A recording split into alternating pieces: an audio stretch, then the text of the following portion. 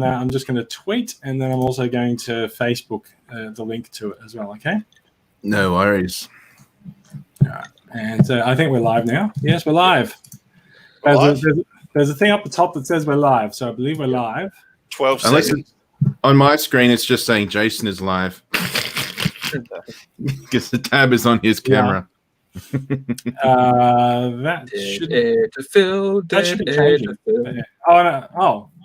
Hang on. No, are you not seeing the split with four of us? No, I'm seeing it. Yeah. There we go. There's four. There's a better split now. Oh, it's a Brady bunch. Jason. I know. Yeah. Give me a second. This can only end well. Actually, I'm pretty sure we done this the last time I was on too. Yes. I believe we just worked out that we can do this. No, you gotta go opposites. No, I'm trying to get because we all look like TV weather girls now. My green screen is sort of showing half the cool place and half my actual room, I think. Yeah, there's a nice, neat split over to your right. Yeah. Not to mention, that's a curved arch. I thought your wall was sloping. You might want to get out of there and get out of coronavirus. Why can I not post in TCCA? There we go. That's weird.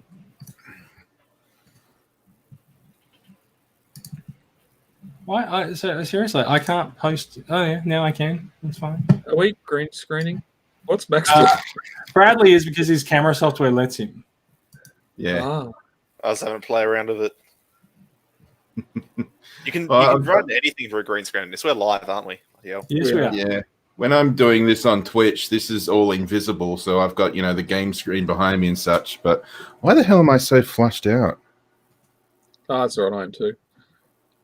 That's right. There'll be a little box in the corner in a second when we get to the news. Yeah.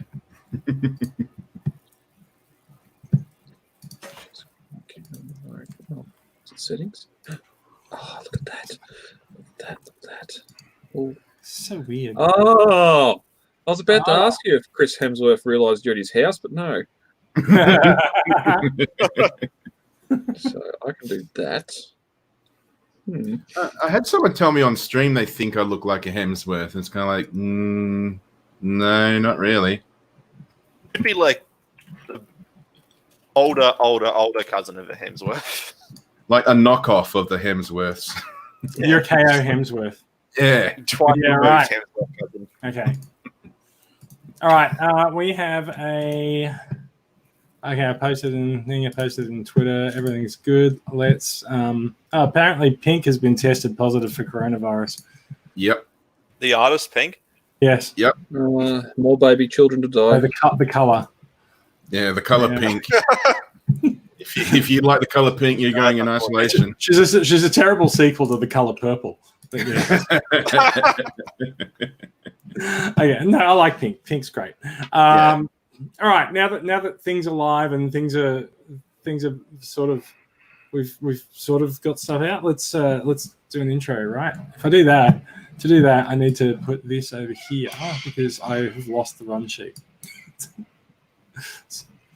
Out of all of the everything's going so well. Well, it wouldn't be the Transformers Australia podcast. Do you know what podcast you're on? Yeah, I know. I'm playing. Yeah. You look like Phil Collins in the air tonight. I can feel it. Brad's actually the actually. Have you actually replaced yourself? You have. Yeah, I'm right about where I am. Yeah. All right. That's gone well. Yeah. All right. Like a fade on it. Doesn't work quite as well. The sound of my voice. Fortunately, and as we regularly point out, nobody watches the video. However, someone is watching the video. So let's kick things off, shall we? Okay. I'm sure that one person's having a great time. Yeah, I'm sure they are. That's where you are. Let's go, shall we? Okay. We'll get this done. It's been about 40 minutes of fucking around, and now let's record something.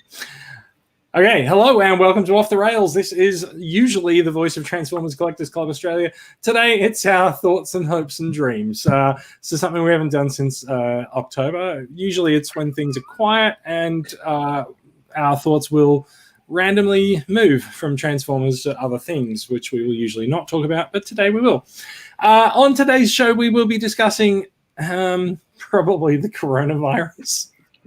Who's working, who's locked down, and who's getting Super Megatron. All of that coming up after this. The person who was watching the live stream is gone. Scared him right off. I scared him right away. Brad's background did it. Yeah, they thought we were streaming with a ghost. I don't have the off the rails art here. Dang it. Anyway. Probably a dedicated offer hours art. I'd say my background is quite Doesn't off the matter. rails. Doesn't matter. Let's go. Okay. Yep. See ya. All right. All right. Hello. We are recording on Saturday, April 4th. I'm Jason. Joining me, we have the requisite double up of Brad and Bradley. We're going to call them B1 and B2. B1, how are you? Brad Square never goes good, but I'm feeling good. Jason, how are you? It's been. I'm glad you worked out your B1. I was going to take that mantle. I was going to say if we both said hi, then there'd be some fights. Maybe. No, good, good. B2, how are you going? I'm doing quite well, thank you. How are you doing? I can see right up your skirt. Straight up your nose. You're lucky Jason's got pants on. Bradley is, of course, referring to our stream configuration where we're a 2x2 on screen if you are listening along to the podcast.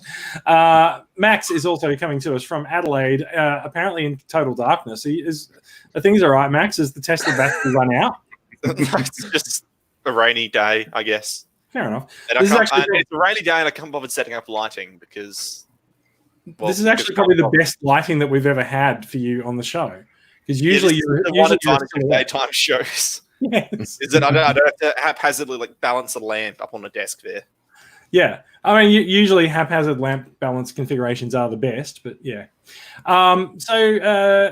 Guys, who's in lockdown? I mean, technically, we're all supposed to be in lockdown unless you're an essential worker. Now, I know that essential workers. I know that I'm an essential worker. I know Brad is an essential worker. Max, I believe you might be an essential worker as well. Yep. Is that everyone? No, Bradley. How are you?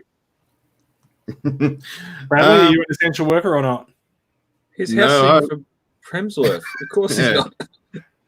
I should change my name from Bradley to K.O.Hemsworth. Maybe. Bradley's background is a very palatial mansion that we've had on several shows now, but yes. Oh. With a grand piano. Well, Bradley, are you an essential worker? No. So have you been in lockdown? Well, I've been unemployed for several years, so I've just been looking at this and saying, I've been practicing for this. No, your time is now. Yeah, here we go. Time to shine. All of the people who are freaking out about the possibility of spending 6 months at home, not going out and socializing, that's actually my weekends, but yeah. Very nice. Tinfoil hat time. Put some tinfoil over the mullet of leadership, but yes. You think it's going to be 6 weeks? It's going to be longer. I think he had that ready to go too. I know he did. I think I said 6 months.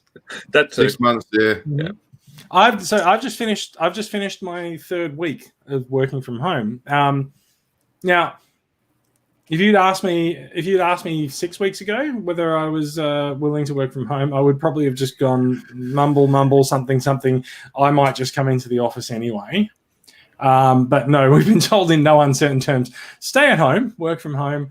I've brought my work laptop home. Everything's set up and working, and actually everything works really well working from home. It works way better than I thought it would. So yeah, no, I'm pretty happy.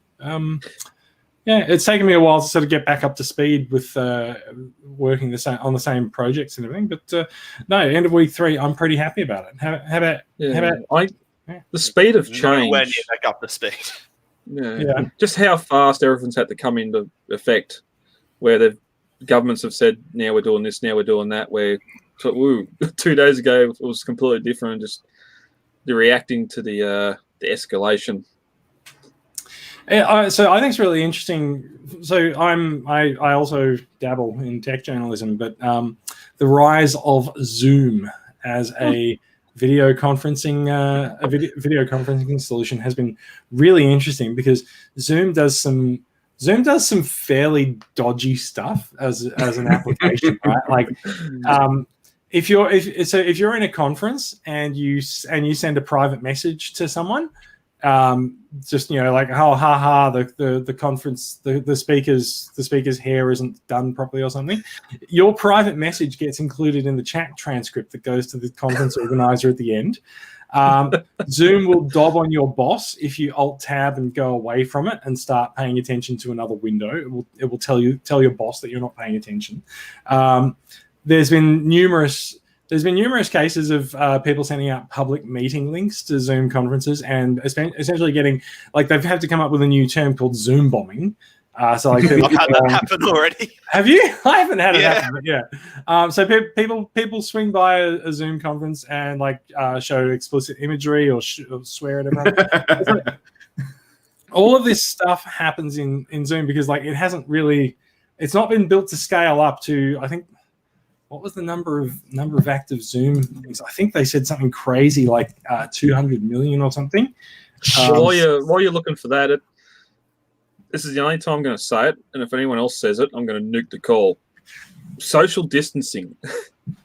Hateful the term, but I do love how they come out and tweeted or commented or something about. We didn't realise we're a social site where now they've taken over from Facebook and that have been like a social media. Do you mean Zoom? Yeah, and some of those services. It's interesting. So Zoom, this came out a couple of days ago. Zoom's daily users in March grew to 200 million. Now, do you know what their daily users were previous to March? 10 million. 10 mil. Oh. 10 million. That is what's that? 2,000% growth, 20, something like that. Yeah. Well, they say that the last couple of weeks, the move over toilet paper and hand cleaner, it's all webcams and headsets and all that from Officeworks and all that's going because everyone needs it for home. So I'll dip into this too, right? So because everyone's been working from home.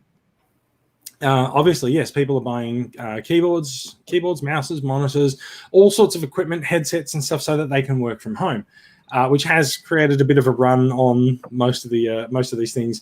Also, like IKEA, if you want a desk, you have to wait for IKEA to get more desks in. Wow. Like IKEA will deliver desks to you. Like the shops aren't open, but they'll deliver to you. But like once they get it. Yeah, you can get a desk from Officeworks or something as well if you wanted to. But so Jerry Harvey, I think it was not last weekend, the weekend before, Jerry Harvey was on 60 Minutes saying he's been doing a fucking roaring trade. Harvey Norman is doing record business at the moment because everyone's buying all this stuff. Well, but they're not open. Like the stores are not open, but the people are buying all this stuff online and they're still delivering. And Jerry Harvey was like, Jerry Harvey is 80 years old, right? He's right in the coronavirus. He's right in the coronavirus target group, let's say. And he's come on and he's like, we're doing really, really well. Harvey Norman's going great. And everyone's saying I should be scared of this virus. I'm not scared of this virus. Well, I'm like, well, that quote is not going to age very well in a couple of weeks when Jerry Harvey is inevitably infected with the coronavirus. Because it's got Boris Johnson. It's got Prince Charles. It's got Justin Trudeau's wife. It's got Peter Dutton. It's missed Scott Morrison and Trump. We don't know how, but like it's getting close, right? It can't be that far off them. But like, there's a number. Oh, I got Tom Hanks and his wife. Yep, and his wife. Yep. And whomever else met them at their gig at the Sydney Opera House. Like, Jerry Harvey probably should be a little bit concerned about it, but he's not. And he's got money. Yeah. He's got money, so he can isolate and pay people to bring him things. But then I was just thinking, like, oh, that's the kind of thing that, like, in 2 weeks' time, when he gets the virus, like, this is the kind of thing. This quote will not go well because, it's like, I'm not scared of the virus. Well, the virus is pretty happy to get you, so we'll see how you feel about it. Dies. Yes, especially entirely possible. But the thing is, the internet then turned on Jerry Harvey and was like, you're fucking terrible, blah blah blah. How dare you say all of these things? And you should be telling people that they should be concerned about the virus. Don't make out that you're not afraid of it and everything. And then 2 days later, there's a mea culpa from Jerry Harvey in like the Australian or something going, I didn't intend my comments to be misconstrued and they've been taken the wrong way. And I'm like, what a surprise. A millionaire goes out and gives an interview and people take his comments the wrong way. How unfortunate. How unfortunate that no one on his highly paid publicity staff could think that maybe these comments might be misconstrued and he shouldn't say them. That's one of the downsides of being rich. Anything you say is just, totally misconstrued. Oh, totally. It's never what you actually mean, right? No. But there's so many 4 to 6 year old homeless baby children that are getting destroyed and eaten by these celebrities to survive. No one said how Tom Hanks survived. No one says how Prince Charles survived. It's supposed we know how they survived. They've gone into a hospital because they're rich and they have healthcare. Also, Tom Hanks has gone back to LA now. There's a very good episode of South Park where they focus on Kobe's AIDS and he just injects ground up cash into his veins. So it's cash. Yeah. Cash is the key. My favorite thing over the last few months out. So US politics. Let's say there are several countries. There are several countries on the planet that are fucked at the moment. The US is one. Yep. India, I have no idea how India is going to come out of this without a massive death toll. Like it's only just beginning to hit India. Indonesia is in massive trouble because Indonesia hasn't been testing anyone. Indonesia has very proudly claimed that they have no cases, and everyone's like, "How many people have you tested?" Almost no one. Mm-hmm. So now Indonesia's in a case where like people are actually like falling sick on the streets. Mm. The UK and Italy and Spain. The UK is probably a little bit, maybe a little bit better than Italy and Spain have, but like Italy is seeing death tolls of nearly 1,000 people a day dying from this thing. Italy broke its own record the other day. Like it set a record one day and then it broke it the following day for the number of people to die from the virus in one day. Like that is a massive problem, and I think that the US is now getting into a situation where the federal government is hoarding supplies from the states. It's crazy. Like these are really weird times. And having just said before, like I don't know if things are really going to change because we're not going to go through an election. Maybe what's really going to change is going to be some of the relationships between states and federal governments. Maybe mostly in the US. Like I think a lot of conflict there. Well, I think in Australia we've been doing pretty well. There's God, it's all coming out. I'm sorry. Is anyone familiar with Naomi Wolf? No. Yes. Oh, yes. So she's like talking about the coup and stuff like that. Yeah. So Naomi Wolf. So we have a national cabinet, right? Like it's our elected prime minister, whether you like him or not, and it's all of the elected premiers, whether you like them or not, per state, discussing what to do and how to do it and the order in which to do it and the lengths at which they should go. And Scott Morrison has been going to press conferences and saying, we're having a meeting of the national cabinet to decide what to do. And Naomi Wolf, who doesn't even live here, has fucking gone on Twitter and she's like, what the hell? Like, why is there a shady group of people who are deciding policy? Like, we didn't elect these people. And actually, we did. She doesn't live here? Naomi Wolf lives in the States. Oh, she's a US company. She's had some ties to Australia in the past, but yeah, no, she's not in Australia. It's just like, just butt out. Pull your head in. I think American your own politics. People who talk about American politics like to get a bit hysterical. You could say that. Yeah. You can't blame them. Yeah. So back to the question. I've been working from home.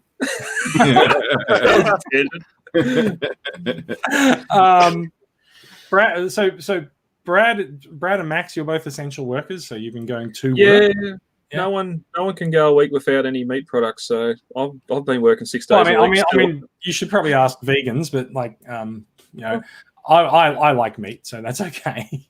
I normally go for it a week without meat. I get a sausage at Bunnings on the weekend. I'm not a vegan, but You don't anymore. Yeah, you can't anymore. You can't get a sausage sizzle at Bunnings. It's That's the greatest un-Australian. tragedy of this whole thing. that's just a travesty. Yeah. I mean, the greatest travesty of Bunnings sausage sizzle was the onions on top of or underneath the sausage that happened last year. And we thought that was the end of the world. Yeah.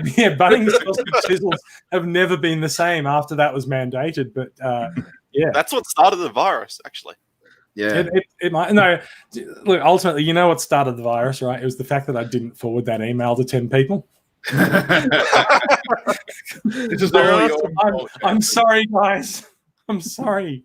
There are I some don't- great ones going around. Like I heard someone hasn't finished playing Jumanji. That's why. Yeah, there's some great ones going around. Someone's hit the blue screen and just hit the monitor, and it's caused all this. Look. Humanity deals with crises and bad events in a number of ways. Like some of us collapse in a heap, and some of us turn to humor. I've seen a tremendous amount of humor around the coronavirus online. No, the whole thing's been a fantastic piss take. It has. And sometimes I think that this is a uniquely Australian way of dealing with a crisis. But like, it's not just the Aussies. The Brits do it as well, and I think there's clusters of people in every community who do it as well. My favorite one at the moment, which I think I showed before the show, and I don't have handy, is the picture of two dinosaurs, because it's a picture of two dinosaurs watching the meteor crash to Earth, and one of them goes, "Oh shit, the economy." I just think how much money the government's going to save not having to pay the age pension to anyone. Yeah, except for the amount of money that the government is spending. Where do you think that money's going? Because like there's I think they've said that they want to stop calling them stimulus packages because they sound like handouts now. But I mean, they are handouts. But like, how many hundreds of billions of dollars are we at now? And it's come out this week that the government is going to pay for childcare. This is actually an important topic, right? Like, there are essential workers. So my housemate is an essential worker. My housemate is a nurse at a hospital. So like, he's going to be on the front line of this.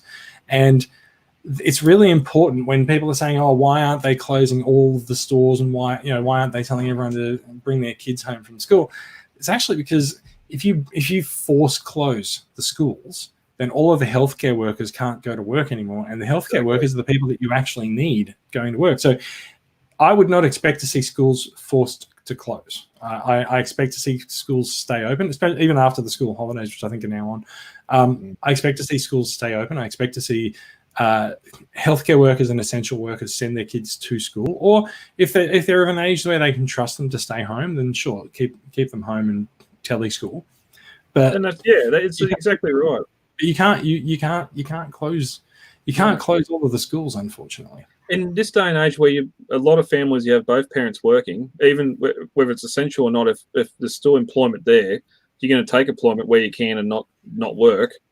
Yeah. By closing schools, and you're going to force everything on the daycare or force parents to stay home to look after children, and it just makes a whole So we are in school holidays now, or we will be in a week or something, because Easter is coming up, and there's usually a 2-week holiday over Easter. So a lot of schools are extending holidays to start now, basically. Yeah, they come out a week early. Yeah, and so that puts pressure on everyone home. I saw someone on the ABC the other day say that they've heard from kids that kids are sick of being home with their parents and want to go back to school. Oh, don't worry, there's parents who want their kids to go back to school too. Yeah, and so childcare centres are going to become very important, but parents can't afford childcare. So the government has said, right, we will pay for childcare. If you need to go and work, you can send your kids to childcare and we'll take care of it.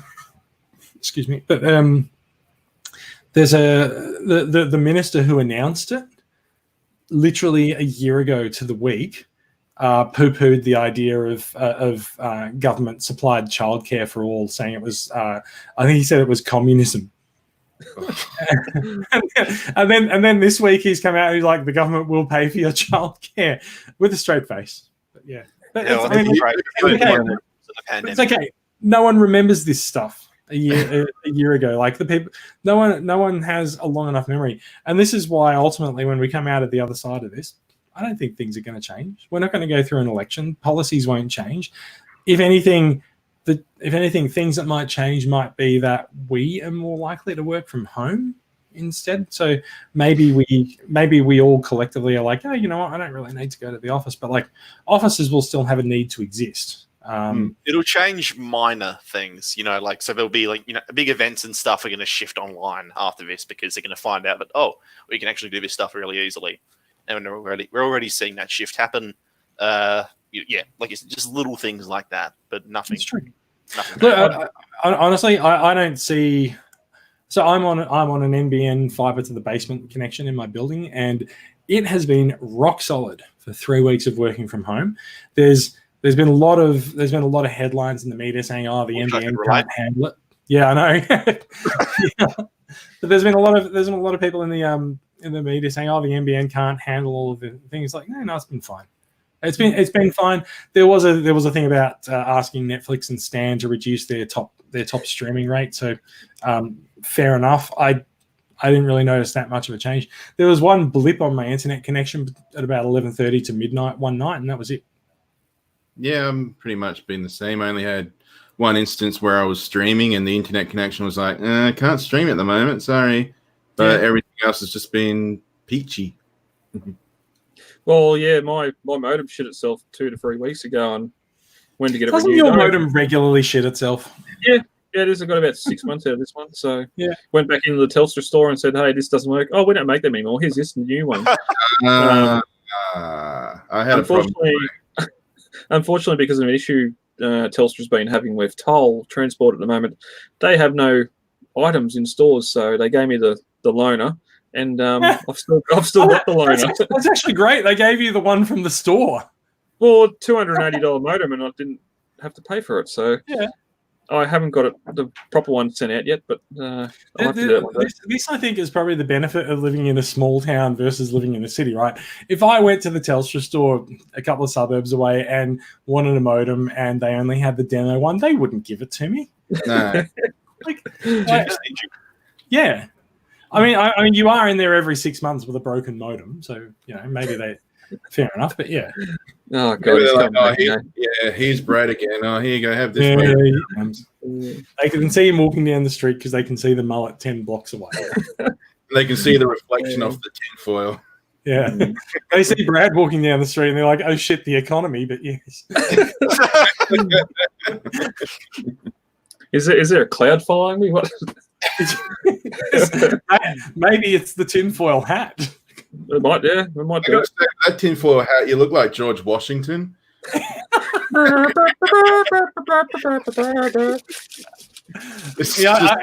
either looks like George Washington or he looks like a judge. Judge George Washington. Yes. But I love this, like, the term essential service. There's still a lot of places open. One reason we're recording this on a Saturday, not a Friday, is because I was supposed to pick up a new car this morning because the car yard's still open.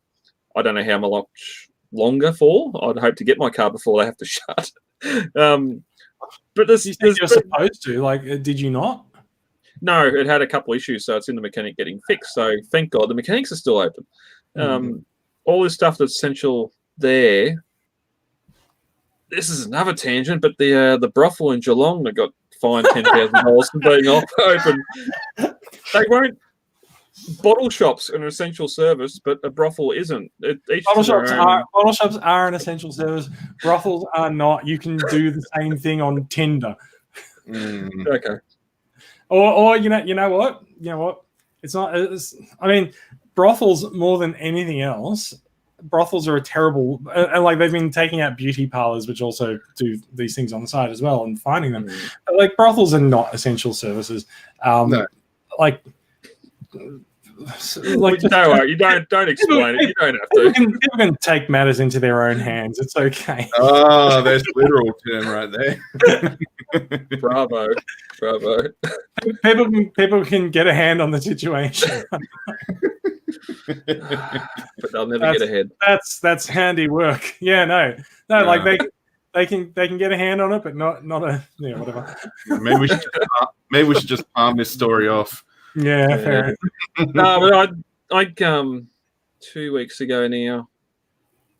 You went to I'd just done a record another podcast, and my phone was going off. It was my brother saying that, have you heard the news? They're shutting borders and everything else, and it's really escalated over the weekend. And I got to cross the border to get to work, and I've been told because it's essential service, I'll be allowed to get across to work. Well, I've had to print out a pay slip. You've got a letter, yeah, right.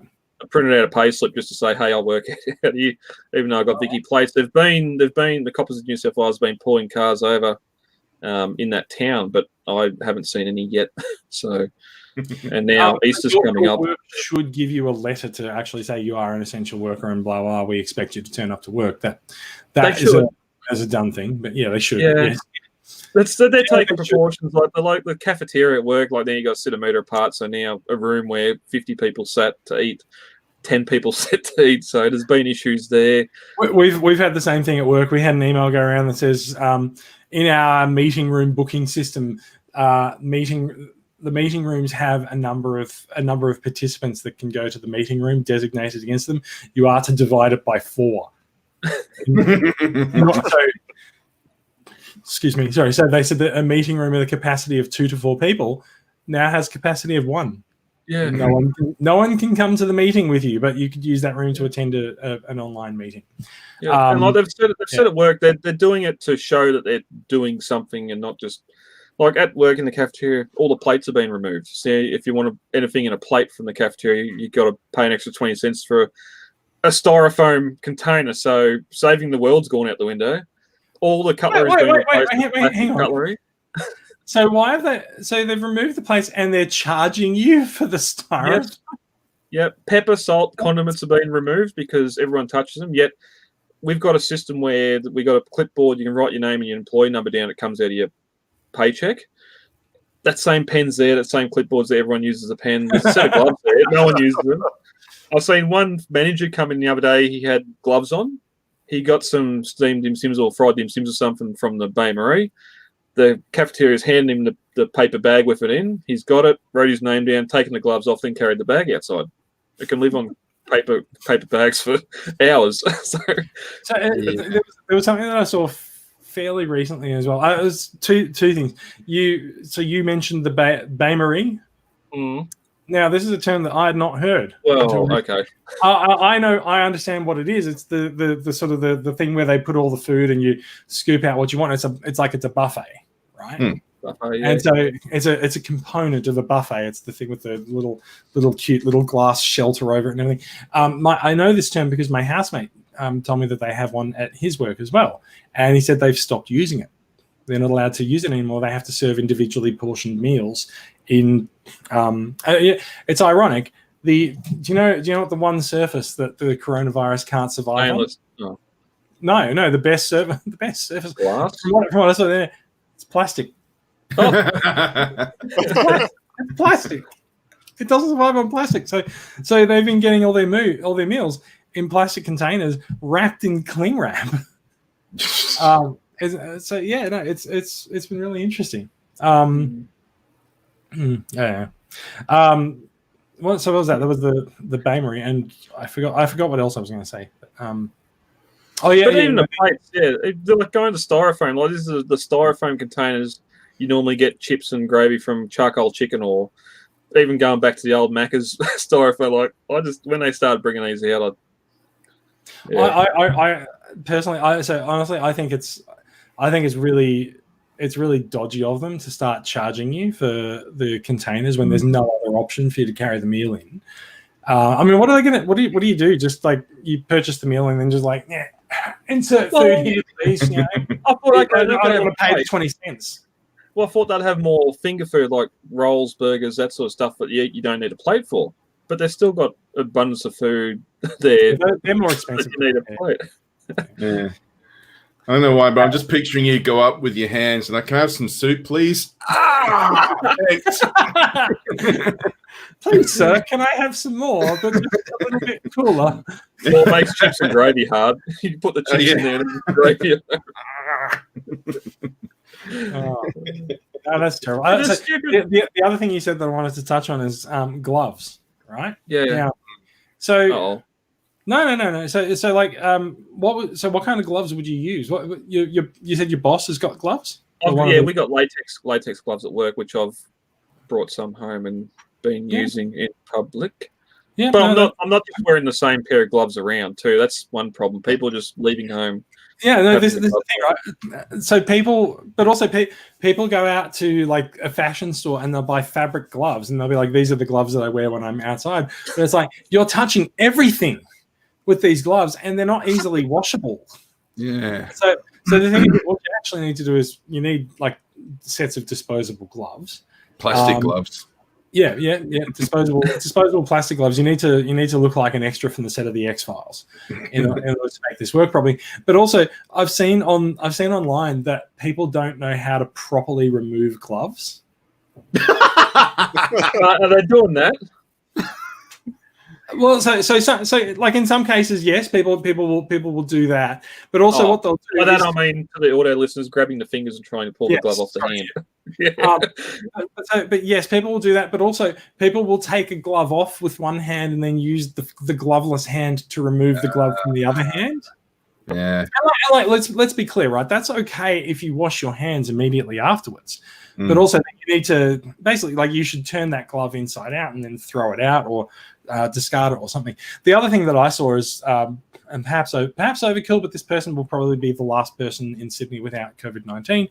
I saw a post online, someone saying that they had a complete change of clothes at their front door, and so it's a bit much. When they left the house, they would put different clothes on to leave the house, and when they came back, they would change back into other clothes. And I was like, there's like a case where, like, you know, if you're disrobing inside your front door, you might be shaking molecules off all over the place. But like, even so, that is an extreme way of handling things. And you know, like I said, they'll probably be the last person in Sydney to be infected. It'll probably work just fine for them. Yeah. Well, last week at the local fruit market, they've put a stand-up washing area out the front, and please wash your hands before entering. How many people do? Well, last week I didn't because no one was there cleaning trolleys. So you go in, you wash your hands, grab a trolley, go in, cough and sneeze on the trolley, and then put it back, and then the next person gets it and spreads. Today there was someone there wiping down the trolley handles, and wife and daughter washed their hands. I said, well, I'm carrying our bags in. I've got out of the car with the bags in the hand. I'm not going to wash my hands, then grab the bags again and keep on going in. There's no point. So I just walked inside and didn't sneeze. So that is a further development as well. Coles will no longer pack groceries. Oh, that's fun. Yeah. But so I mentioned this online, and I said, like, you know, they'll still touch all of your groceries as they scan them, but they won't put them into the bag for you. And someone who works and Max, I don't fucking get it. No, well, so someone who actually works at Coles on the checkouts actually said, yes, it's not for you, it's for the staff because people don't wash their bags. So they hand the bags to the staff. Who knows what's on them? The staff have to shake them around and open them up and then start putting things into them. Like, I don't wash my bags. I mean, I don't let them get dirty. Why would you wash something like that? The staff are wearing gloves. No, they're not. The staff are not wearing gloves and they're not wearing masks. The other day, like, I pushed trolleys around. I cleaned the fucking toilets, right? And the other day, my boss came up to me and said, "Oh, we don't need to wear gloves anymore. You just wash your hands." Okay. Oh, I mean, granted, you do wear gloves when you clean the toilets and stuff, but I feel like if you're pushing the trolleys around, everyone who comes into the store holds on to you, maybe gloves would be handy. Maybe gloves sends a good message to the people who see the stuff. Look, I've seen the staff at my local Coles doing that, and they've got masks and gloves on. So, like, I mean, in all fairness, we do have security guards standing at the front of a store telling everyone who comes in to wash their hands. So, you know, maybe that hits out. Let me pose another question to you. We should start talking about some Transformers soon. Let me pose another question to you. How are you guys going with touching your face? Well, as you can clearly see, anyone watching the video, me and Brad have been doing it pretty often recently because we have facial hair, and we've been doing it a fair bit. I'm going to the nose, and Brad's doing, stroking the beard. So, if you have facial hair, you'll do it all the time. So I that's why I shaved. I literally shaved half an hour before we came on here. Otherwise, I have a 3-week quarantine beard going. And you know, so I've never really. The only time I have a beard is out of laziness, or That's how I got this. or quarantine. Yeah, that's the only reason I have a beard. But I've gotten sick over the last week of feeling like when there's a nice pleasant breeze on my face, feeling that there's a section of my face that's not getting it. It's like it's affecting wind distribution. And then when I get out of the shower, I'm like, oh, I have to actually dry my face more because, like, even though I've dried myself, my face still feels wet because, you know. And so yeah, I got sick of it. I've shaved it off, which is handy because when we have to start wearing N95 masks, you guys are fucked. But yeah, anything more than 4 millimeters of facial hair, you will not get a proper seal on a mask. Yep. There was something else I was about to say about masks or something, but I can't remember now, so it doesn't matter. But yeah. My mum works as a medical receptionist, and she just got back from holiday, and now it's common practice for all the receptionists to have to wear the masks. And they've also got, like, the bench where you sign in or, you know, register for your appointment. They've got, like, one of those little xylophone sort of barricades, like a meter in front of it now. So just to increase social distancing. I was like, this is just... Oh, you said it. All right, yeah. See you guys. Okay. I broke the bingo. But yeah, it's just very, very strange. Sort of. I'm gonna pick up on a couple of things here. I'm gonna ask some questions and I might say some nasty things. You said that your mum just got back from holidays. Where did she go? Oh no, she had time off work. And she doesn't go anywhere. Okay. So she was having annual leave, but she didn't actually go on holiday. Right. Okay. No, fair enough. The reason I ask is because there's been a lot of questions about this recently with people who are arriving home from holidays, like people who are coming back to Australia from holidays now have to go into 2 weeks of quarantine where the quarantine is paid for by the government. And yes, I'm heading towards Lara Bingle, right? Like, do we know what the story with Lara Bingle is? Oh, no. Where the bloody hell is she? So Lara Bingle, did you say you don't know where she is or who she is? Where the bloody hell is she? So she's in Sydney at the moment because I'm out now. She went out on a holiday with her mother, and she's arrived back in Sydney. I don't know if it was on a cruise or on a flight or something, and she cracked the shits at the free accommodation that she's been put into, which is a boutique hotel in Newtown, which is a couple of suburbs that way. Saying that it's unacceptable. The place looks like it's really run down, and her mother's already showing symptoms of COVID-19, and how dare they keep her in this hotel room for 2 weeks? Like the internet turned on her. I think I'm pretty sure it was Lara Bingle. I don't know, maybe it wasn't. the internet turned on her. And was like, blah, blah, blah, you know, how dare you criticize this? You know, this is for the public health and everything. But then also the question is asked, if you're returning from holiday now, like if this is, let's say today, you get back to Australia today, it's the 4th of April.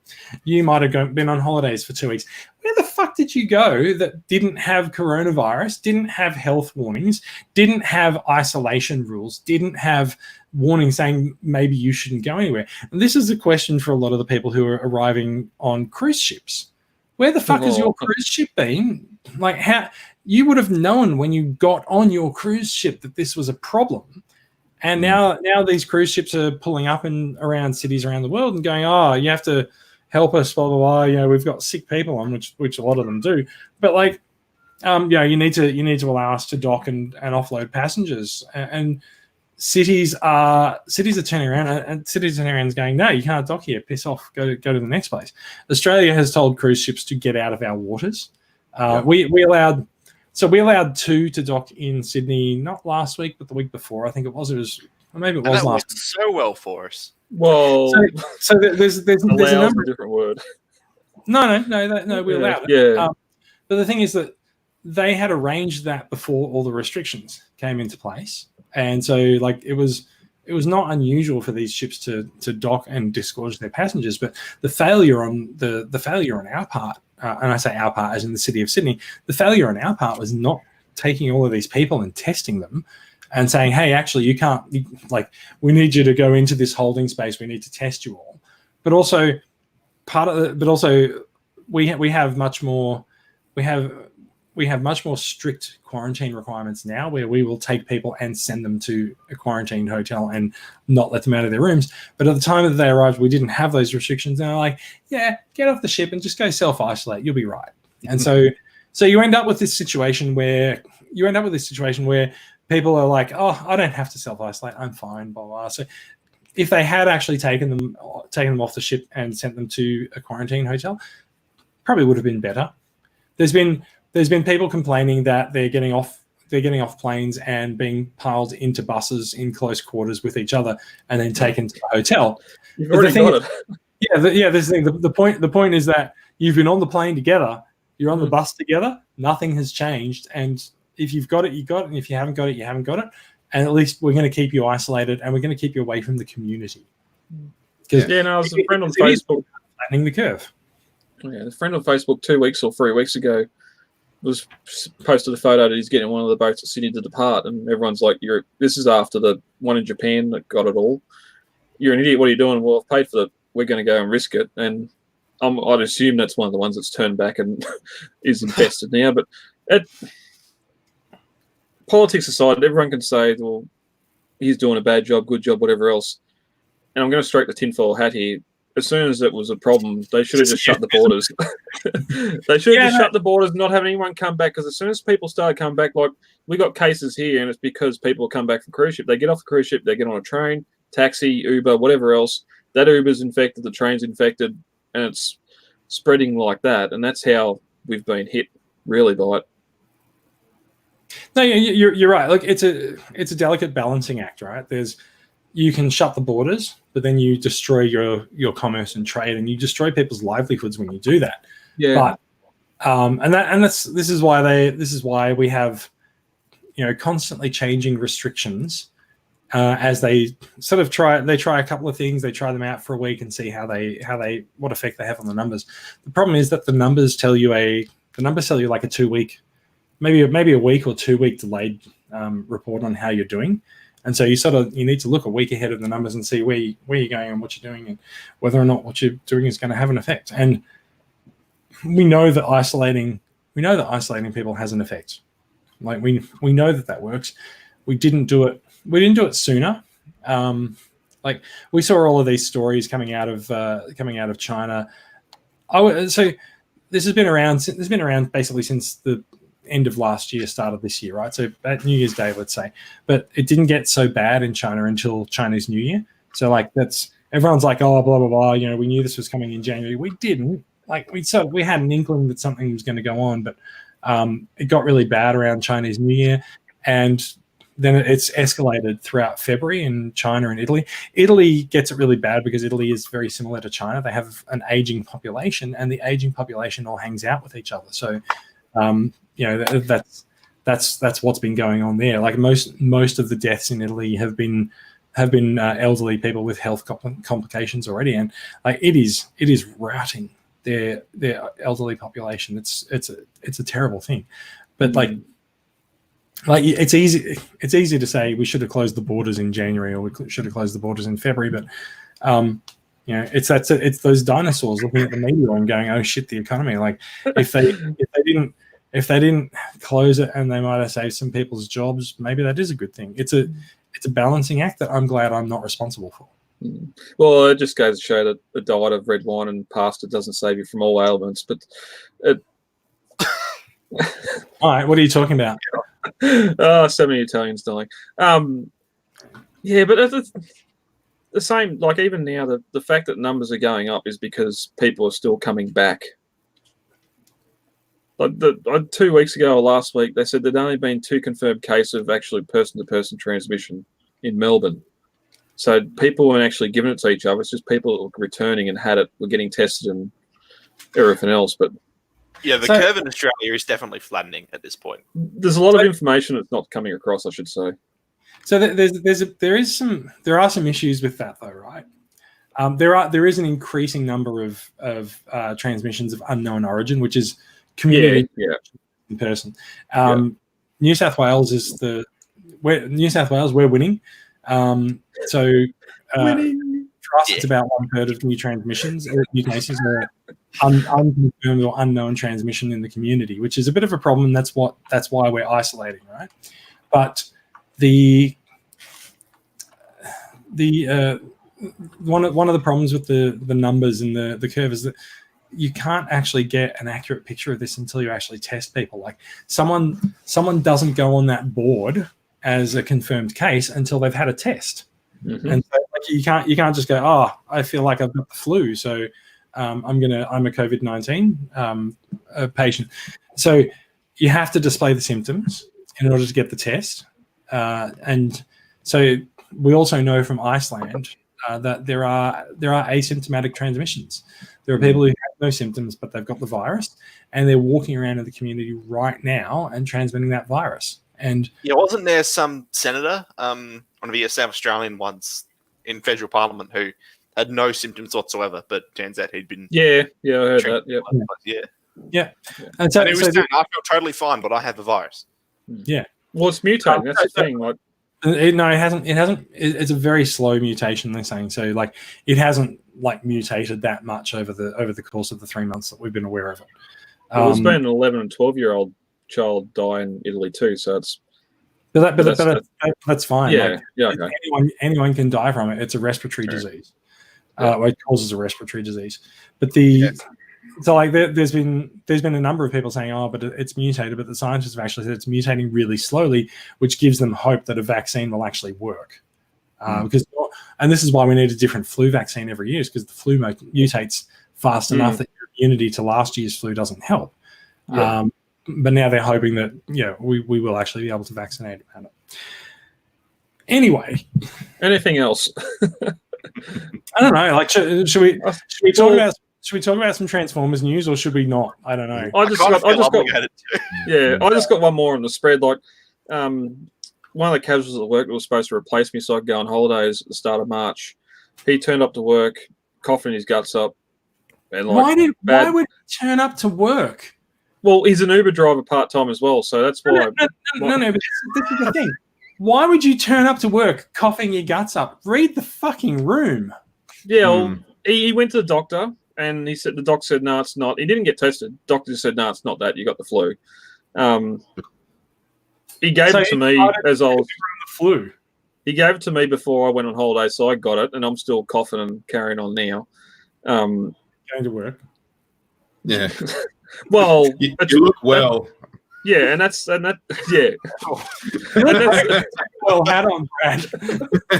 and that's the thing. Like, especially now where so many jobs are closing and everything else, people are still going to go to work until they're told not to. That's a big cause for spread as well. Incredible. That's how a lot of our economy works. That's absolutely correct. Yeah. Isn't a stage 4 lockdown where people are not allowed to leave the house, or technically now, but aren't we technically not allowed to leave? You're not supposed to. It's very vague. You're allowed to leave the house for various reasons, and also we should also point out that this varies by state, and each of us is literally in a different state. So, so for New South Wales, like, you're allowed to leave the house if you're going to work, if you're going to the shops, so if you're going grocery shopping, if you're going out for exercise, if you're going somewhere for a compassionate reason, if you're a treadmill. Yeah, you might be buying a treadmill. There's a lot of reasons why you would be allowed to leave the house. What's going to eventually happen is that, if lockdown, we're not actually in lockdown, right? We've got restrictions on movement. They're going to avoid saying lockdown as long as they can, because lockdown is scary, and we also don't have toilet paper already. So if you say lockdown, you're going to destroy the nation's toilet paper supplies. Speaking of which, how are we all doing for toilet paper? Oh, we order online in bulk, so we're good. Eventually, there's if this gets really, really bad, we will need to have a reason. And we'll be stopped by police or the army when we leave our houses and go out onto the street, and we'll have to explain to them what we're doing and why. Yeah. If it gets really bad, I fully expect that to happen, because there are still fucking backpacker hostels organizing rooftop parties in Bondi. Like this was just not A lot Friday, of people like just Wednesday night. still aren't taking it seriously at all. I'm finding this week that people are, but also there's groups of people that are not. Yeah, there And are we're people who heading- think this is a government conspiracy or something. It's just like, no, it's not a government conspiracy. You're just a fucking idiot. And we're heading into the Easter long weekend where there's going to be more photos like those ones of Bondi Beach where everyone out on the beach where there's been people ringing the radio station from Gippsland saying people have started turning up in small towns in Gippsland for their Easter holidays. And Yeah, no, so this is the thing. It won't be beaches over the Easter long weekend. Like they'll have shut all the beaches down. It'll be farms or other spaces or things like that. Like it won't be near the water. It'll be inland places where people are starting to congregate. I saw a story in the paper the other day saying they were interviewing young people on school holidays, and they're like, yeah, we know the rules, but we're still going to go have a big party on the farm. And so people will go isolated out into the country and they'll have their gatherings. well, there And then they just spread it out to rural areas who don't have the medical system capacity to deal with that. That's exactly what's happened. if they have it in the first place. Yeah. We'll plan to go down the river. There was 10 of us, 3 separate families. As far as we know, none of us have it. But we're going to go camp down there on the river for 2 nights over Easter. Now we're just probably going to go to the block and just our family just camp on the river by ourselves. But yeah. Well, in WA, we've got no groups of more than 2, and we've also got WA police are operating drones to make sure people are away from, public gather areas like play areas and beaches and such. It's very, very surreal seeing like drones coming in and forcing all these stay at home, stay apart sort of rules, social distancing. I find the technological aspect of this is really interesting. So previously, the police probably wouldn't have been allowed to fly drones over populated areas, right? Yeah. Now suddenly they can. So yeah, I think it's interesting. This will sound alarmist. But I think it's interesting how quickly we've turned into China. Okay. Like we're locking down. We're going to force people to have reasons for traveling places. But I don't think it's a bad thing restricting people's movements because we have to actually stop this thing transmitting in the community. But I do think that it's hilarious that we're doing all of these things in order to do it, that we've criticized the Chinese government for doing to their own citizens. There was a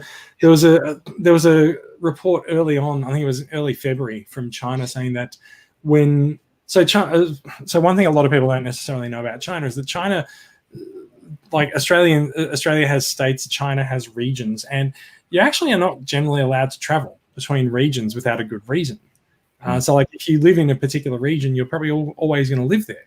And like that's probably a little bit harsh, but like you need papers, and you need to present your passport or your paperwork or something in order to cross regional boundaries. This is actually one of the reasons why they've been able to lock down. Wuhan is in Hubei, and Hubei they've locked down the entire region, right? And so China does this, and then we're like, oh, we need to lock down our state borders. How do we do that? Well, maybe you should actually fucking ask China how they've done it. Maybe the fact that you've got 2 major highways going between New South Wales and Queensland, and you've put police on both those highways, maybe you should have a drone patrolling the rest of the border. There's at least 6 roads across, especially when you start getting now back to Hebel and Goondiwindi, and you can guarantee they're not being policed.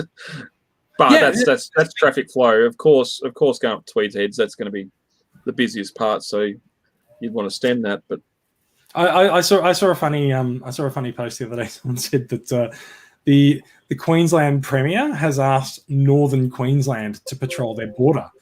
Yeah, I've heard that. What, the Burdekin River? Well, it's just went around for a bunch of North Queensland MPs saying, please shut down the North Queensland borders. And it was a bipartisan thing too.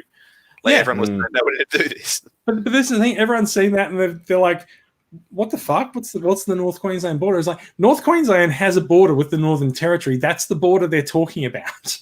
Oh. Shut down that border, not the border between North and South Queensland.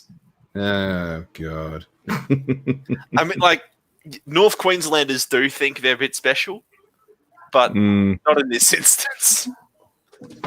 I should point out that for full disclosure, I am really a Queenslander, even though I live in New South Wales. But yeah, Brad has the cutest thing that I've ever seen on this podcast. Hang on a second, I'm gonna.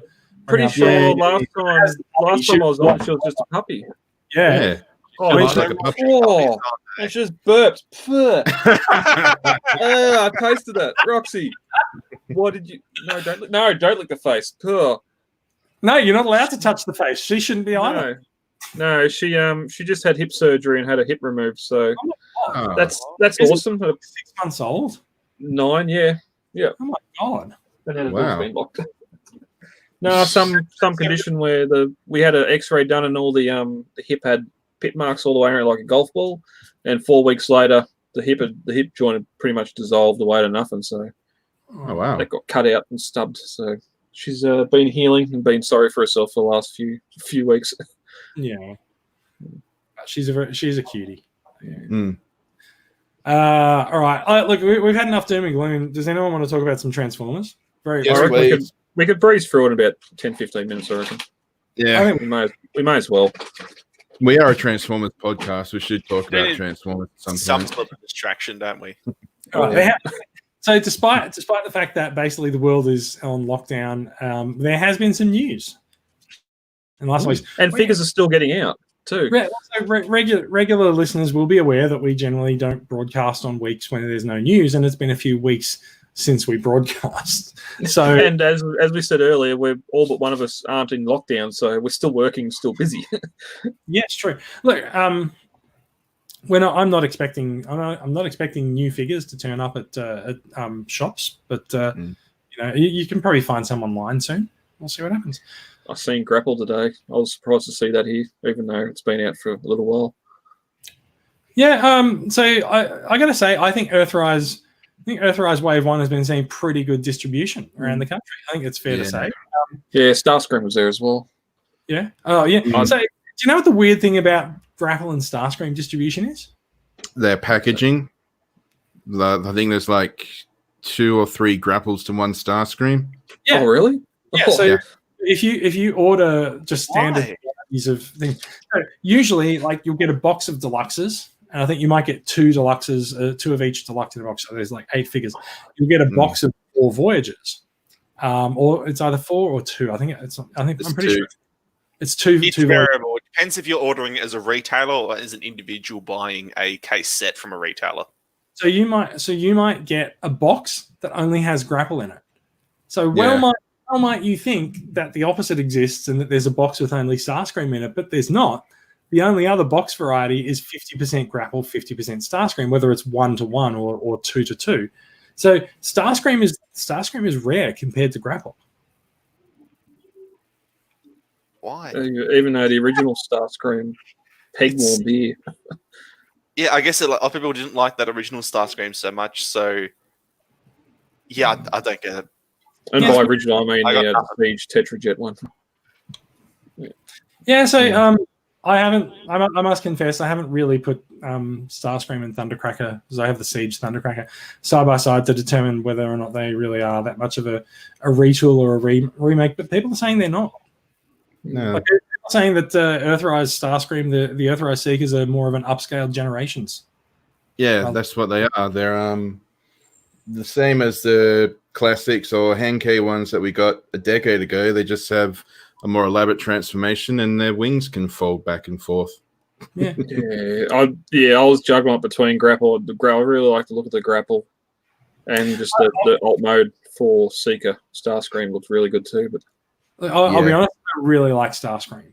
Starscream's really good. He's got really generous amounts of paint where he needs it. Everything's glossy, and the colors just pop on that figure. I really, really like it. Yeah, and his jet mode is just super smooth. I mean, you can see obviously his the red of his chest under the side of the jet. But other than that, it's just a really, really smooth, sexy jet mode. Yeah, that's right. So look, so look, so Earthrise is available around Australia. All the figures from Wave 1 are available. There's a few people in the TCCA chat group, TCCA discussion group on Facebook, posting that they've just gotten Earthrise Optimus in the last few days. I'm really happy about that. Yeah, no, I'd say it's been going quite well. Yeah, so Megatron as well. Megatron? Yeah. Megatron's in Wave 2. Wave 2 or 3 hasn't been released yet. There was a Megatron there with the hoist and wheeljack. That might have just been someone putting a Siege Megatron next to them. Also, it's the same figure. Okay. Oh, there you go. Yeah. Yeah, same figure. Before we get back on topic, Brad, you had Grapple and the Peg issue. Do you want to talk about that briefly? Oh yeah, all right. Oops. So, sorry. Don't worry. It's fine. Go on. Dump. Yeah. So one problem that a few people are having with their Grapple toy is the where are we? That peg there that you can see it's sort of been. Hey. I don't know what just happened. I didn't do that. There we go. I don't know. So the pegs are sort of a bit infamous for sort of coming off into the holes that they're meant to be slotted into. Same, it happened to me. It could happen to you.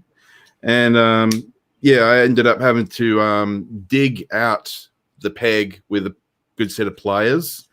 And I glued it back on and sanded it down a bit, and it's working fine. And as I was saying before we went live, when I was trying to glue the peg on, I glued my hands together.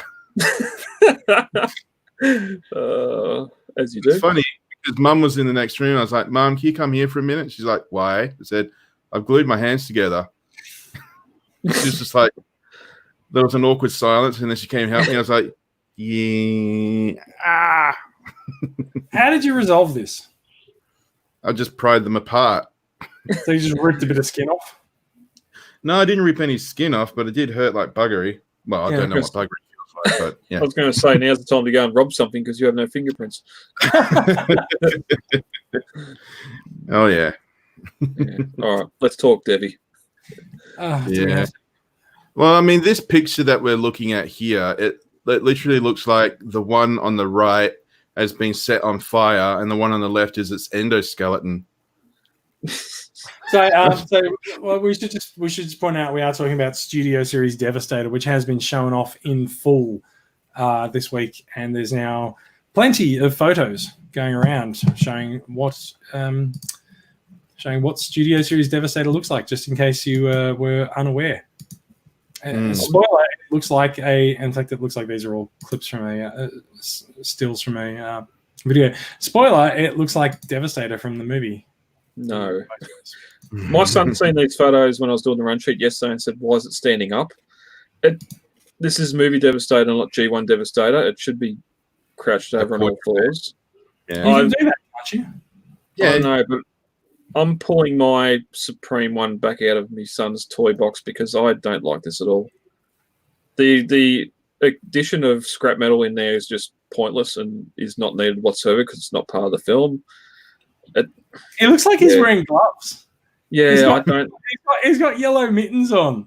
Yeah, I love the individual modes. And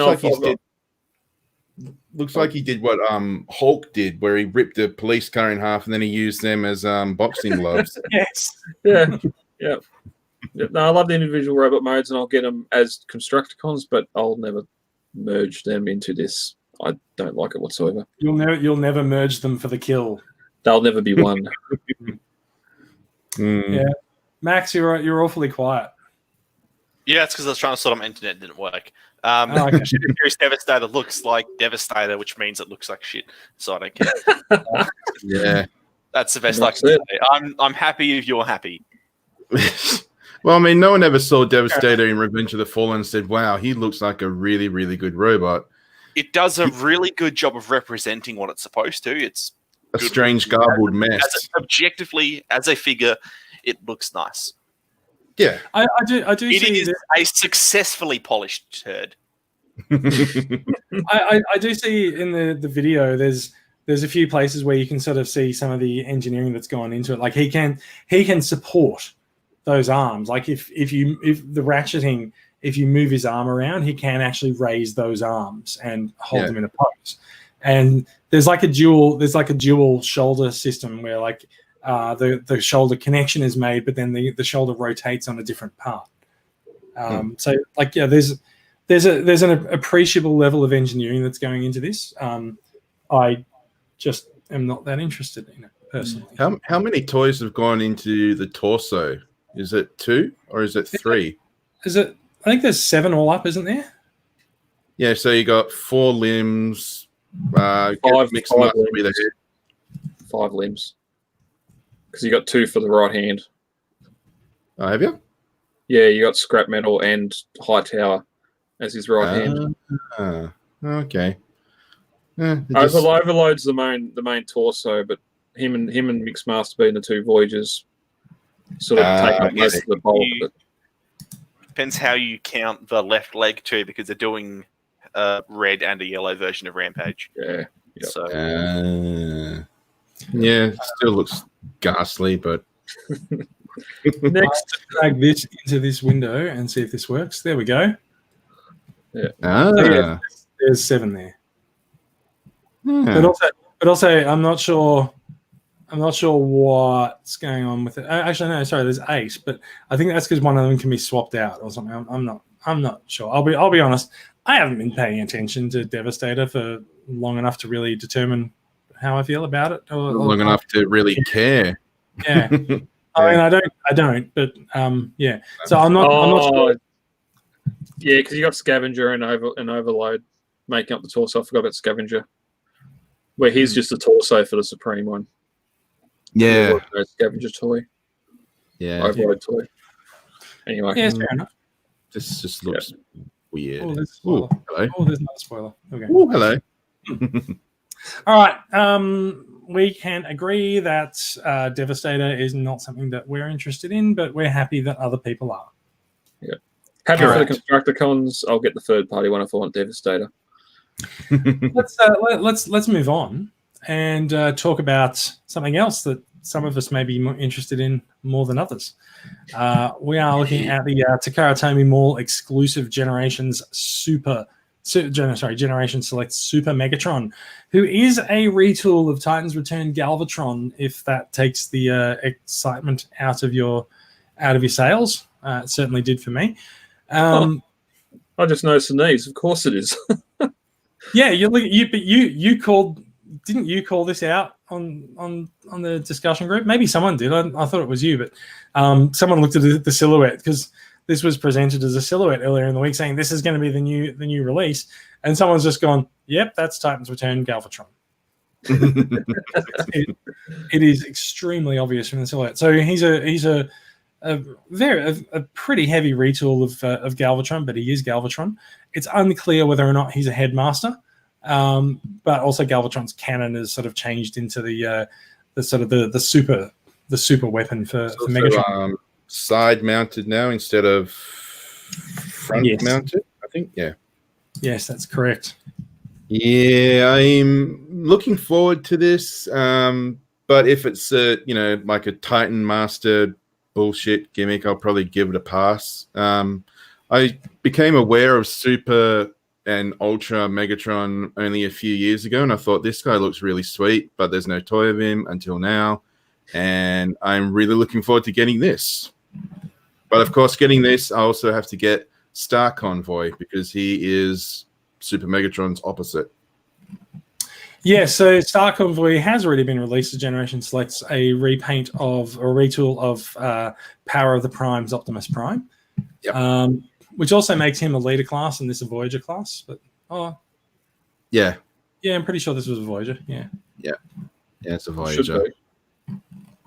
Yeah, although so his price comes up to about leader class price. He's I think it was 6,000 yen, and so he's going to come in at about 90 to 100 to obtain from Japan probably. Yeah. Probably more mean, because the Aussie dollar is disgusting at the moment. Oh, it's horrible. I was looking at buying some stuff, and I've just given up on buying anything at all for the next few months. Yeah. I Money did not aside. think it would get this bad, but holy shit. Just for yeah, there we go. We'll just bring this up. So Sixo tweeted a couple of days ago saying that people are wondering where this is coming from, and so he's based on the 1991 Japanese Return of Convoy franchise, and so we can see there's the toy that was the figure that we had up there, and here is his appearance in the Japanese manga. Now, like the top left thing is the robot appearance that they're really going for there, and they've pretty much nailed that. That's a great representation there on the toy and the figure. The picture that we're looking at here is two Megatrons actually. Top left is Super Megatron, and then the bottom one is Ultra Megatron. So Ultra is his final form. Yes. Yeah. It just means he gets more guns. I wonder yeah. why they couldn't have redone the Skyfire, considering it has all those gun upgrade parts. He could sort of incorporate that into an Ultra Megatron. You mean Could have been a Jetfire? harder sell, maybe? I don't know. It's probably he would have been more expensive and bigger to produce. Yeah, they might still do an Ultra Megatron, but like I suspect they might just leave this for a while. Yeah. But See how it goes. I'd say probably it's more that the base model works better for Super Megatron than Jetfire would. I mean, it just looks like you can unfold some of the robot parts to get the Ultra mode. So it looks maybe easier either, but yeah. I've been reading about this character, and he is a resurrected Galvatron. And Makes I think sense. well, I mean, in the Japanese continuity, Galvatron sort of gets entombed in ice, and he's just sort of forgotten about. And then there's an evil Decepticon entity which requires a host body, or he wants to, get a powerful minion. So he resurrects Galvatron and turns him into Super Megatron, and then it all goes to hell from there. The Japanese G1 mangas are being released by Viz in volumes over the next couple of years. Volume 1 is out now. Does Super Megatron make an appearance in that volume? Do you know, Bradley? I'm not too sure. I have been. If only we had Daria here, because I believe she bought it. Yeah, wow.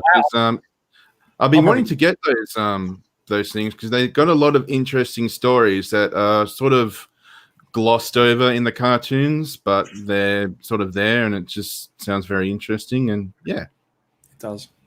Yeah. I am not going to get this. He looks cool, but I really don't like Titans Return Galvatron. That's the entire factor for me. I got rid of him. I do have open and play Big Cannon, so like it's not like I dislike Titans Return Galvatron completely. It's just that I prefer what open and play did with him. But yeah, I was in Shepparton with you when you got it.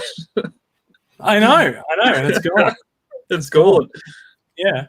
I got a really killed it for me though. It was the fucking flip up thing to beef up his head. Like that's just terrible. That was disgusting. For the combined mode. Which if you look at this picture of Megatron here, you can see that is not in place here. So hopefully he's no longer a headmaster, or I don't know. I feel like there's a chance that he's a headmaster with a bucket on his head. I really hope it's just a regular toy, because I've got Titans Returns Galvatron, and I turned him into a non-headmaster Galvatron, so he looks pretty sweet. You can see this line just above his eye line. It looks like it's comprised of maybe a headmaster with an add-on part. I don't know. Hey, Jason, that part you're talking about, is it this part? Wait, hang on. What's this? Plate. Yes. I hate that. I had to rip that part out in order to get the neck mechanism into the toy, so sort of switched Galvatron from a stupid headmaster to a pretty sweet looking non-headmaster. Yeah, Yeah, so I did that by purchasing Open and play Big Cannon. Yeah, fair enough. To each their own. All right, All let's right. move. Let's move on. Well, before we move on, Super Galvatron, Bradley, you're excited for him, so you're going to buy him, right? Yeah, there's a 99% chance I will. Sort of a bit iffy if he's going to be a Titan Master gimmick, but I mean, like I said, the picture we were looking at before is like the only real sort of in cartoon form that we've seen of him, and I just really like that alternate mode, and I thought it was a pretty interesting character, and it's nice to see him get a toy. Yeah. So like his this is probably one of the reasons why it works well using Galvatron as the base is that the jet mode comes out looking pretty much like the version in the manga that we've seen. Yeah, that looks pretty sweet. Yeah. People are still wondering if it's a triple changer because I don't think there's been pictures of like the cannon mode. If this guy still has the cannon mode, yeah, I don't know. Yeah, people are just maybe. Yeah. We will find out. So, Brad, Max, interested? Not really. Most just because it's tied to turn Galvatron. That's basically it, really. It looks. I said before, it looks really silly in a way that I feel like I should like. You know, it is kind of dumb, over the top take on Megatron that a lot of people have been wanting for a long time, and I really feel like I should be happy that they're finally doing it. I'm not sure what it is here. It just really doesn't appeal to me at all. That's kind of a shame. What I'm afraid of is that I'm going to spend the next 6 months bagging it every time we see it, and then it'll come out. I'll be like, "Oh my god, it's gorgeous! I have to own it." Yeah, like there'll just be a slightly different angle photo, and I just be like, "Holy shit, it's amazing!" It's the Yeah, the transformation's so much better than unique thing you've ever seen. Galvatron. Yeah, yeah. I mean, look, at least it can turn its head. It has that going for it. Yeah, see, they've very carefully proven that. Yeah. Yep. Yeah. I don't know. The more I look at this picture, the more I want it. All right. Let's move on. There's two more stories. One is that there's some new reaction figures that have been announced. I think we've done a bit of a whip around in the prep for going live, and I don't think any of us are really that interested in the reaction figures. What's your reaction to them? I didn't realize that's so expensive. They cost a lot of money. They go for like $35 each. They are the size of a Legends figure. Look, let's be clear. These guys are not that much bigger than Bots or Micromasters. Oh, really? I thought they were like sort of G.I. Joe Deluxe sort of size. No, they're not. He's got it. Oh, that's pretty crap then. He's infected. Yeah. Let me just look up the size of a reaction figure. I mean, people like the minimalist look that these toys are representing, and more power to them. Well, it's nudging on the cartoon look, really. They are 3 3/4 inches tall. So like they're under 4 inches. That's like Earthrise Cliff Jumper. If you've got him, I love Earthrise Cliff Jumper. He's awesome. He's pretty sweet. But I mean, I wouldn't want an Alpha Trion that size or an Astrotrain that size. Well, that's the problem. There'd be no scale between them. So your Bumblebee with the same size as Astrotrain. Yeah. I think they generally are all the same size. Yeah. Yeah, so this is a second wave. I think this is a new wave that's been announced. So you can currently get Optimus Prime, Megatron, Starscream, and Bumblebee, I think. And so I think this might actually be the third wave. I'm pretty sure they announced a Devastator as well. Oh, wow. What, the same size as these? Yeah, it will be. It'll be all one piece. All the same sizes. So yeah, I think this might actually be the third wave. But yeah, so there's new reaction figures, and I kind of feel like they're almost a bit of a blight on the landscape, really. I don't know. Yeah, that Astrotrain just looks. The head just looks weird. Yeah. They are obviously very heavily based on their cartoon appearance. But yeah, I'm just curious as to how many eBay sellers will be saying, "I've got Mirage, the invisible version, for sale." It's just like a picture of like the cardboard backing with nothing on it. probably not. Also notable is that the cards feature poses that you cannot get the characters. That's why it's the card artwork. Yeah. Is that like a fabric cloth that comes with Alpha Trion? Does it say?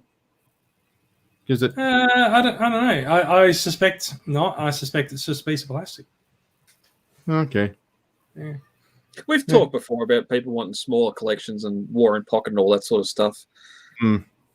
If it was a little bit more affordable, then yeah, I could see this sort of being. You're not paying $200 for a Shockwave when you can get that little one. But I was discussing this with some people the other day. Like there was a local collector con that moved online for their marketplace last weekend, and I logged in and I saw someone selling reaction figures. Now remember that there's more than just Transformers figures in the reaction line, and they were like $10 or $15 each. And I thought, oh man, I wonder if they've got any Transformers. Like if they had like the Transformers figures at $15 each, maybe I'd buy them. Yeah, that's like 4 for $60, right? Yeah.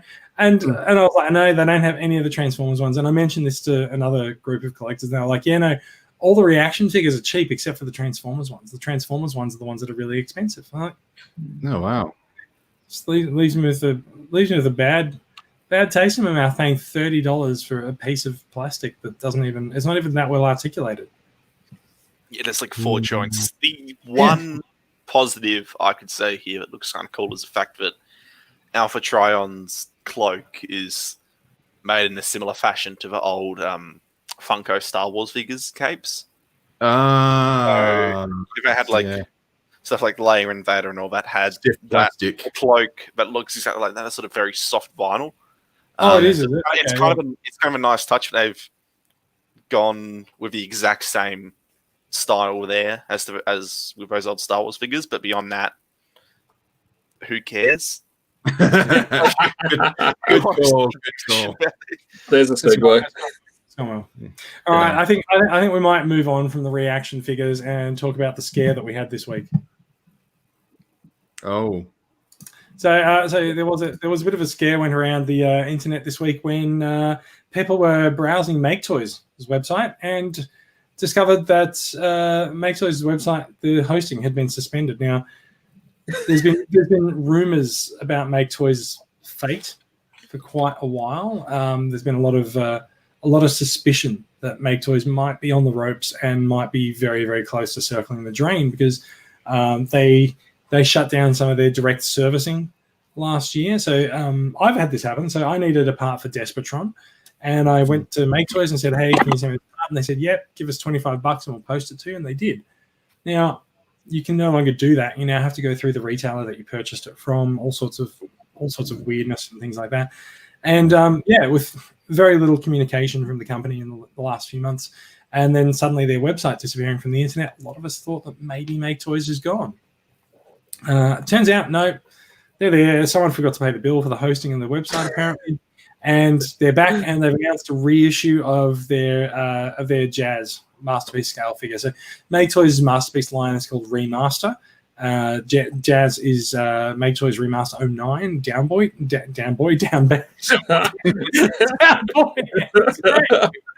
That would work as well. That would work.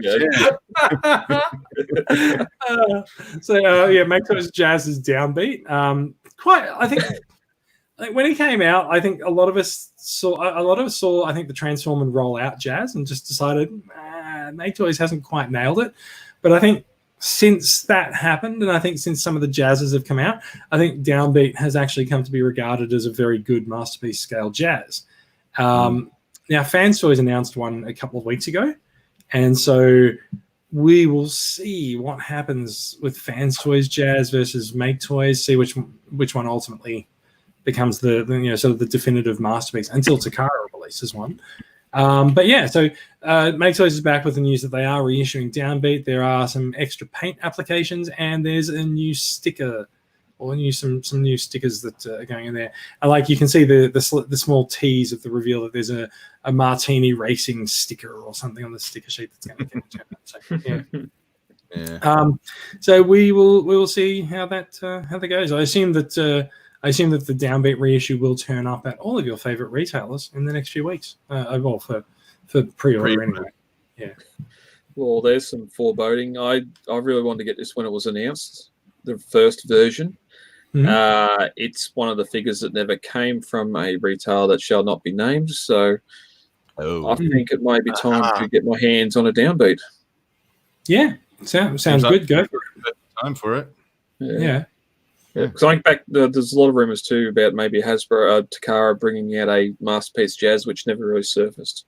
Either I know some people were waiting to see what happened there, but I'd really like to get. I really like the robot mode for him. So yeah, fair enough. Yeah. And I don't have any current Jazzes in my MP collection. So I've got I've got Generations Toys Jazz, but I got him more because he reminds me of a Vinyl Tech than a Masterpiece. No, like the torso design for him doesn't look like a cartoon Jazz at all. He looks like a Vinyl Tech figure. So is that the Carrera and not the Porsche? Oh, they're both Porsche. I'm not sure if he actually is any particular car. But the other reason I really like the GT one is that his paint finish is this beautiful shiny pearl finish. It's not a flat white color or a shiny glossy or anything. Like it's actually a really interesting finish to have a look at, and like your eye's drawn to it. So it's a point of differentiation. It's a point of interest for the figure for me. But yeah. Just looking at this photo, the more I look at it, if you took away, obviously the advertising, I would just swear that was the G1 toy, not a Masterpiece scale or anything. Yeah. So I don't know if you recall, like Downbeat had a really weird tail design. You mentioned it before. The rear spoiler looks off on it, but you could probably poke to a couple of animation cells where he was more elongated because he was driving or something. Like we all know how much car designs change in the cartoon from shot to shot, and I think it was elongated because he had the speakers coming out or something. But yeah, like one or two shade cells probably exist. Yeah, there's now that I Google Maketoys Downbeat, there's nothing much that I can find. Oh, there we go. So if I bring this up, there. See what you get if you Google Maketoys Down Boy. I was also going to say that. So we'll go to Toy Box Soapbox, who did have a very difficult to see. There we go. So this is one of the reasons why I'm not that up on Downbeat, because the rear design is a bit weird. Is anyone else not saying that? I'm not seeing it. No, you still got Downbeat on. Yes. No, that's right. It didn't join the window. There we go. Okay. So you said, so as long as you don't look at him from the rear, it's okay. It's like the same thing. Don't look at him from underneath. That's got to be mistransformed. That can't be right. Yeah, it looks like they've been flipped down. Looks like they need to sort of tab up to become a bumper or something. Yeah. It looks like it, but it's one of the most controversial parts of the design of the thing is that they don't go. Do they not drag when he's in? I suppose you're not going to be doing vroom vroom. It's very slightly off the ground. Vroom vroom. Yeah, he looks. So, are we getting a reissue of this toy? Yes, with slightly updated paint applications. If we go back to there, let's say if we. Sorry, I drag my tabs along there. So if you look at the blue design there and on the wheels. Yeah, you can see they've updated that a little bit more in the paint. Like this looks much more like the G1 toy. Yeah. They fixed a couple of little things on it. Or made alterations. Yeah, exactly. Like I said, extra paints. But does this toy have like a posable interior? Like, could that spike actually go inside the car mode, or is it all full of robot parts? It looks like something robot in the windscreen there. You know what? There's plenty of the figure's been out for a while. There's plenty of reviews. Okay. Yeah. And ironically, I still can't find any photos of maybe this one. Nope. Anyway, I'm going to stop Googling live. Yeah. All right. Wait. There we go. I got it. We go there, open that in the new tab. Yep. And I'll bring that tab over here and completely fail to merge it with the window. There we go. So this is the listing for the original one on Hobby. And if we click here enough, we will find the back of the car. Oh, there it is. Yeah. There it is. And I think we can make that bigger. Yeah. It just doesn't go. Oh, there we go. I can there. God. There we go. Look, I can sort of zoom it in. There we go. Yeah. So it just doesn't sit up like that. It's really weird. This was one of the things that stopped me buying this in the first place, is that they just sort of failed on the bumper design for it. It's like they got 95% of the way there and just went 4 o'clock on a Friday. Let's go. Don't worry about it. Speaking of which, it's 6 o'clock on a Saturday afternoon. I think we should probably end the podcast. That is the last story. Yeah. We spent a long time talking about coronavirus, and we spent a little bit of time talking about some Transformers. Does anyone else have anything to add? Did we miss anything? I will just mention one thing that hasn't been brought up before. February gone 5-year anniversary, fellas. Oh, yes. Doing the show. This is what happens when you're not on the podcast very often. Bloody hell. Yeah. I just love, not to dig too much back into the coronavirus game, but a lot of the podcasts I listen to, they've always been sitting around a table or something, podcasting in person, and now they're all having to learn what we've had to learn for the last 5 years, and suddenly we're doing pretty well. It's good to be ahead of the curve. Yeah. There's a lot they can't handle the talking over. We get excited and talk over each other at times, but like we pull ourselves back pretty well, where people are just talking for a minute and a half over each other, and it's they'll learn. Yeah, it happens. Yeah. So happy birthday anyway, guys. Delayed it by a month, but there's some more important things happening. We can take the delayed birthday because every other week we haven't been broadcasting. So yeah. All right. So look, with a lot of us in isolation and lockdown and whatever, we can probably expect to have a few more random episodes with us all talking crap about stuff. So, look, if there's a topic we should discuss, let's bring it up, and maybe we'll do another off the rails and we'll talk about it. Who knows? I should also mention, has anyone watched season 3 of Cyberverse?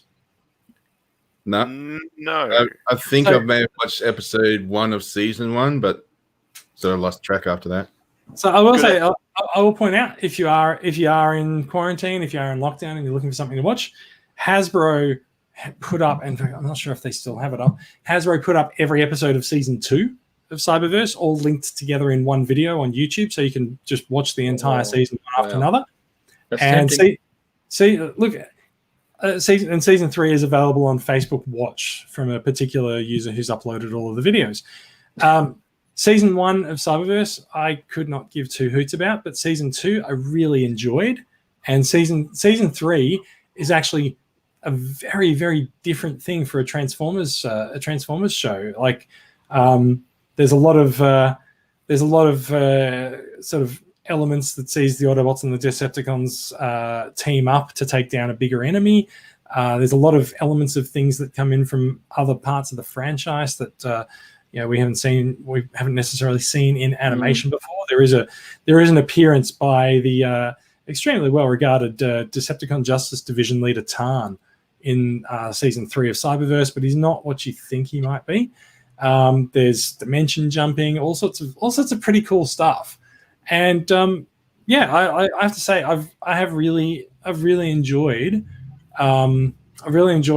seasons 2 and 3 of Cyberverse. They've been good fun. The show is over. Season 3 is the final, the last of it. Go and watch it if you're looking for something to do. Season 3 being something like 26 10-minute episodes. It's 260 minutes. It's like 4 or 5 hours of content for you to watch there. I think season 2 is a little bit shorter. I think it was about 20 episodes, but yeah. So yeah, if you haven't watched it, I'll sound like Molly Meldrum. Do yourself a favor. Jump on YouTube, see if you can find it. If we can find links to it, we'll put it in the show notes. And we'll see how we go. Lovely. Cool. All right, that is it for us. This has been an off the rails episode because we spent almost as long talking about coronavirus as we did about Transformers, but there was a little bit of Transformers news, so we'll see what happens next week as well. We will come back and talk crap about something else soon. Thanks for watching. There's a nice salute from Bradley there, which no one listening to the audio can see. All right, that's it for us. Thank you very much. Thanks for listening, and thanks for watching. If you're watching, a couple of people were watching the live stream. And we will see you next time. Thank you. Bye. Toodles.